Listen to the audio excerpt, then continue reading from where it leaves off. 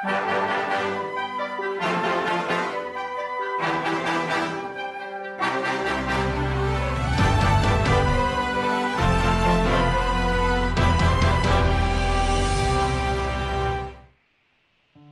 saya Sabikia binti Luqman, berasal daripada Perak, Seri Manjung. Saya adalah anak ke-6 daripada 6 adik-beradik. Bapa saya, Luqman bin Haji Muhammad Noor, adalah seorang pensioner kerajaan, dan ibu saya telah meninggal dunia pada tahun 2011. Saya mendapat pendidikan awal di Sekolah Rendah Kebangsaan Methodist SCS Setiawan sehingga tingkatan 3. Kemudian saya menyambung pendidikan saya di Sekolah Menengah Teknik Krian di Baganserai sehingga SPM 1999. Saya mendapat pendidikan selepas SPM di Institut Teknikal Jepun Malaysia, JMTI di Penang, untuk kursus kejuruteraan Diploma Mekatronik pada tahun 2000 sehingga 2003. Kebetulan kakak saya adalah first batch untuk JMTI, dan saya mendapat maklumat daripada kakak saya dan saya berminat untuk menyambung pendidikan ke arah teknikal. Saya graduate pada tahun 2003 bulan Mei. Selepas itu saya bermula bekerja di Hitachi Electronic Berhad di Bangi. Dia adalah industri perkilangan untuk bahagian elektronik. Saya bekerja daripada tahun 2004 sehingga tahun 2007. Selepas 3 tahun dalam industri perkilangan, saya bermula dengan dalam bidang oil and gas ini pada tahun 2007 di Lumut, Perak. Pada awalnya saya bermula di company Transsurf Offshore Sdn Bhd, berkaitan dengan fabrication oil and gas, which is a platform, living quarters, oil and gas industry. 3 tahun di Transsurf Sdn Bhd, saya getting married tahun 2009, dan saya berpindah ke Kuala Lumpur. Di Kuala Lumpur saya bekerja dengan Teknik Geo Production, company oil and gas di Jalan Tun Razak, Kuala Lumpur, sehingga tahun 2012. Saya masih bekerja sebagai fabricator, tetapi di Teknip lebih kepada consultancies. Selepas tahun 2012 saya berpindah company, which is Saipem Asia yang terletak di Kuala Lumpur. Tetapi pada ketika itu saya berpindah ke Lumut. I'm following the project, which is a fabrication project in Sapura Kencana di Lumut sehingga tahun 2013.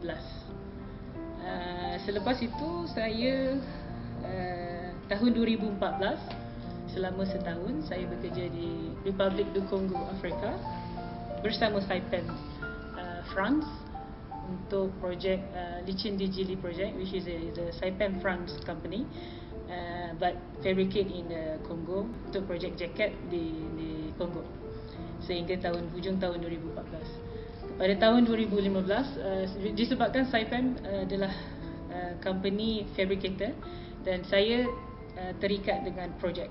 So after the completion of the project in Congo 2015, saya berpindah ke Saipem Jakarta, tapi projek saya di Karimun, Indonesia, di dalam bidang yang sama sebagai fabricator, dan projek ini adalah pembinaan FPSO module, which is the client is a Total, sehingga sekarang, dan dijangkakan projek ini akan completion project is 2017, insyaAllah.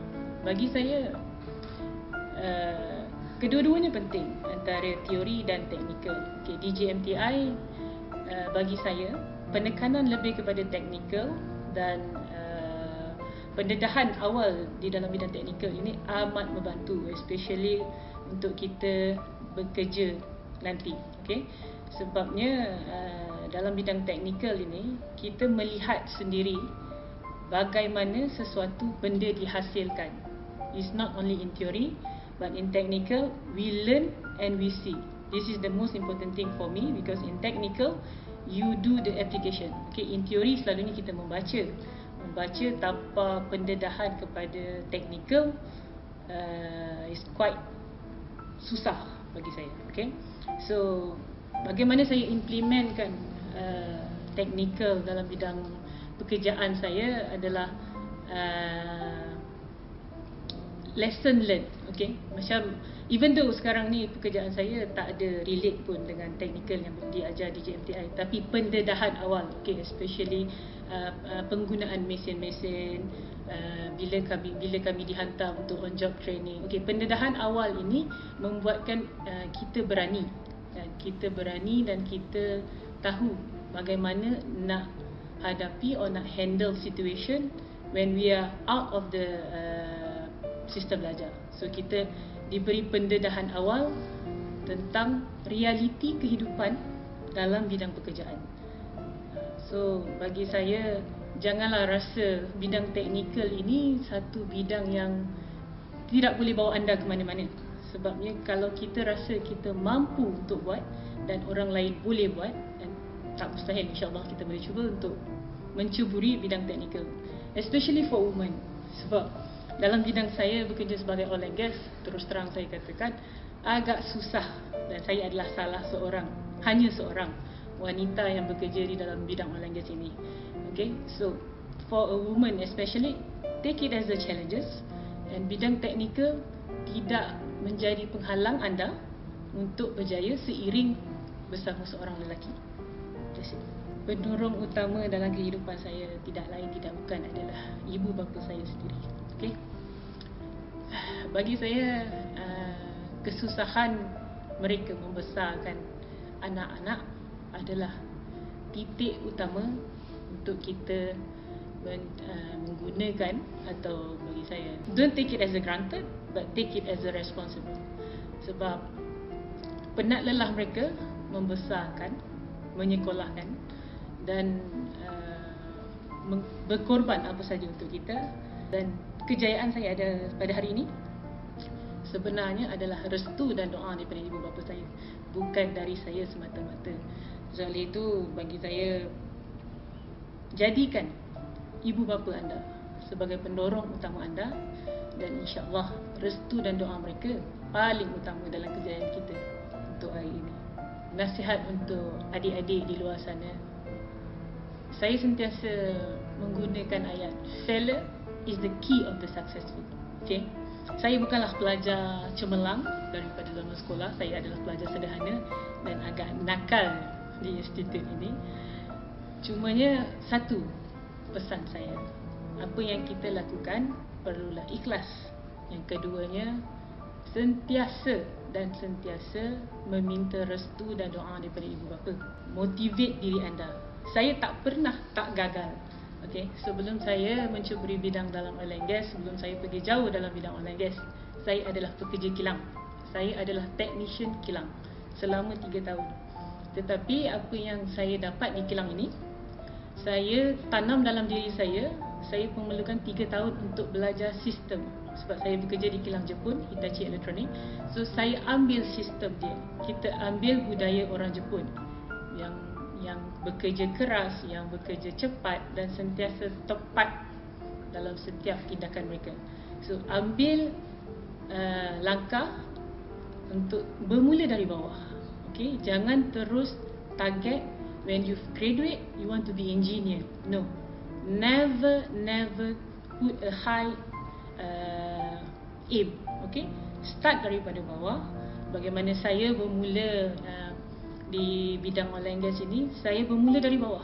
Saya bermula sebagai mechanical executive, dan kemudian saya mencuburi bidang bahagian mechanical kepada HVAC, dan saya berminat untuk pergi ke arah lebih lagi di mana project management, dan sampai ke tahap ini saya masih lagi belajar dan terus belajar. Jangan pernah rasa diri kita cukup, dan jangan pernah rasa sentiasa cukup dengan apa yang kita ada. Sebab selagi kita boleh belajar, kita belajar. Dan jangan pernah letak limitation kita sebagai orang Melayu, kita sebagai orang Islam rendah daripada orang lain. Sebab setahun saya duduk di Kongo, Afrika, saya adalah satu-satunya Melayu Islam perempuan di sana, dan saya rasa kita boleh pergi jauh, di mana kita selalu bercakap Malaysia boleh. Yes, kita boleh. Selagi kita percaya dan redha dan tawakal dengan Allah Ta'ala, insya-Allah kita boleh pergi jauh. InsyaAllah.